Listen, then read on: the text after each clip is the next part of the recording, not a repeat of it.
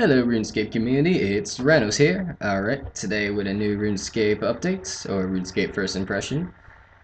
But I don't know how to pronounce it. Bakriminrel bolts, I think that's how it's pronounced, which as you see with the information right here, has a range strength of 125, just came out today, current price at 450 coins a piece, most likely will skyrocket up due to the range strength.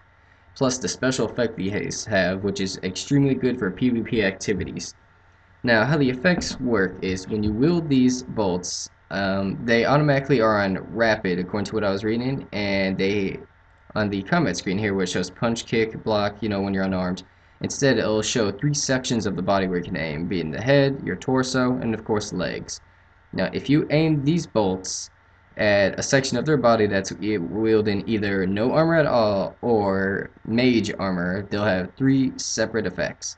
Now, since I don't have all the effects memorized, I'm going to pause back and forth between the video to show the information on the main RuneScape page, so I'll be able to explain some of the bolts better, and show you where you actually can start getting the bolts, which is actually up in Edgeville. So I'm going to do tool flaxseed, gimme. Anyway, I'm going to do a combination of going to Edgeville and all that fun stuff. Alright, so I'll see you guys in a few seconds. Alright, oh shoot. Accidentally clicked her little photo link. Alright, anyway though, I'm back. Alright, this kind of shows the basic information about Mami Rimba, or Mama Rimba, whatever you want to call her. Associate of Pampamombo, all that good stuff. The trees are found within the wilderness, offer greater yields of log the further they're found. So pretty much the deeper in the wilderness you find these trees just to even make the bolts. Now, of course, the materials that make the bolts are all untradeable until you have the finished product. Once you actually have the finished bolts, you can sell them, which require 85 wood cutting and 93 fletching, so some pretty higher skills, but some pretty basic skills to get at higher levels, even though I don't have them myself because I'm a lazy skiller. I could probably get this if I really dedicated myself to it.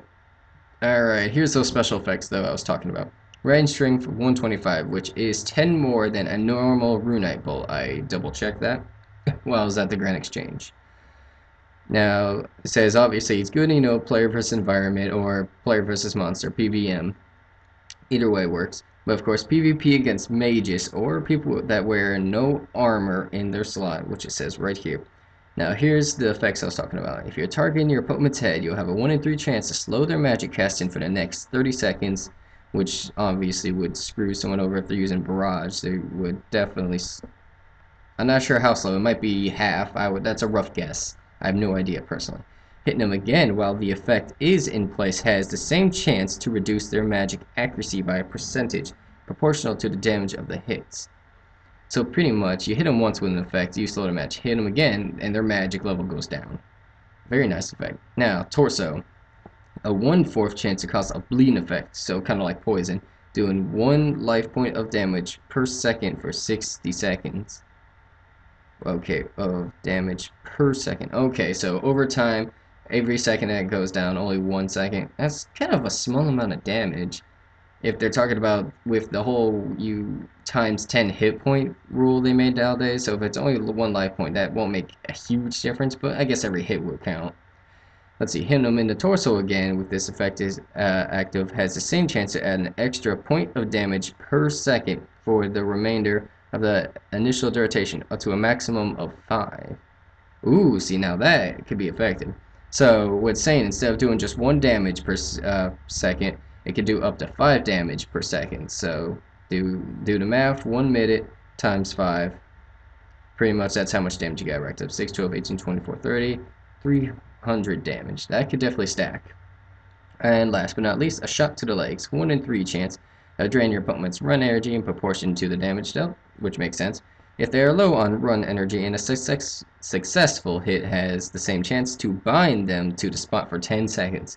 So not only these bolts can lower the run energy from rangers, can now have an effect similar to a mage from anyone who's not wearing the right armor. So pretty much their run energy could be reduced and they get bound to a spot. So these will definitely be very effective bolts. Now the bloodwood tree itself will take time to grow back once cut.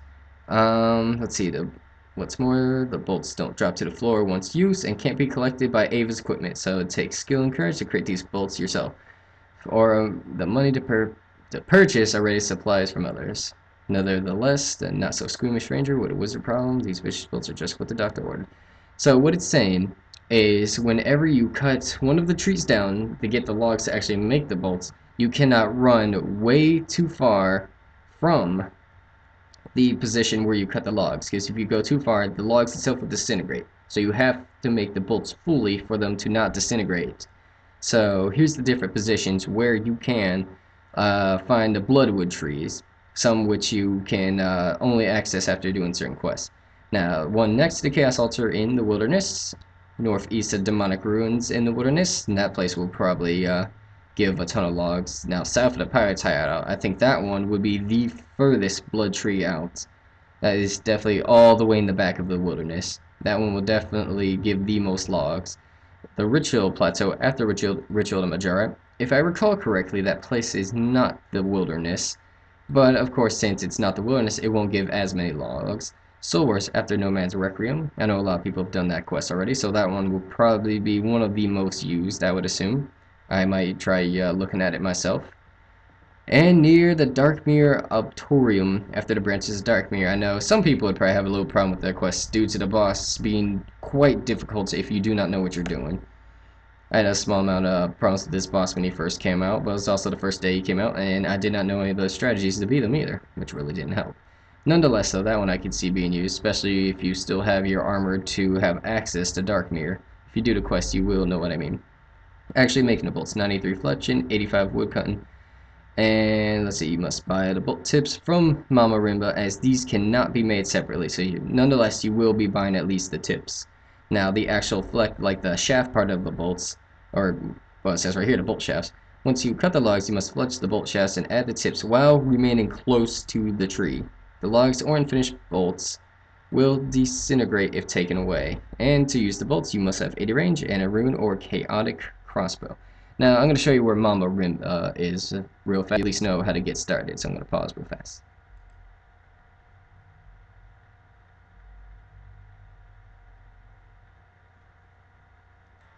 Alright, and we're back. And here's where Mama Rimba is. She is in the northwest section of Edgevale, and you can see on the minimap, obviously, she has a fletching symbol. And also, you see a little symbol here for the bloodwood tree. So the bloodwood tree, it has a little own tree symbol of its own. So that would definitely make it easy to spot on your minimap. And when you try to chop down her tree, she, well, won't let you. And she has a little graphical glitch going on with her hair. So, no luck doing that. And then she'll tell you a little bit about the crippled mage bolts, or whatever you want to call them. And she has no pupils, which scares me. Yeah, she's crazy. Because I could care less about anything else. I'll just trade. Alright, here's the bolts themselves, which they sell in packs. Info about the packs. A pack of 50 bolt tips, only 50. Which obviously would be the same price as buying 50 of these separately, I would assume. Let's see, 10k, 1, 2, 3, 4, 5, 5, 10, 15, 20. You know what, I don't care about doing the math right now. But yeah, that's pretty much where you get your bolt tips and where you'll start. And of course, when you travel the wilderness or certain sections, you will pretty much see where the bloodwood tree is. Now, I'm gonna, since I've done Nomad Requiem, I'm gonna pause and go over there and see if I can find the bloodwood tree that's over there by Soul Wars. So I shall return in just a few seconds. Alright, and I'm back. I found the bloodwood tree in Soul Wars. Now, obviously, if you have the 2 required levels to make the bolt, then you're going to want to bring the bolts with you in your inventory, obviously, when you cut down a tree. Otherwise, and of course the feathers too, otherwise the bolts, or unfinished bolts, should I say, will disintegrate. But after you do Nomad's Requiem, according to what I read and what you guys read, this is where the bloodwood tree will appear. And oddly enough, there's not anyone really cutting it down. Now, I heard it takes a tiny bit for it to respawn.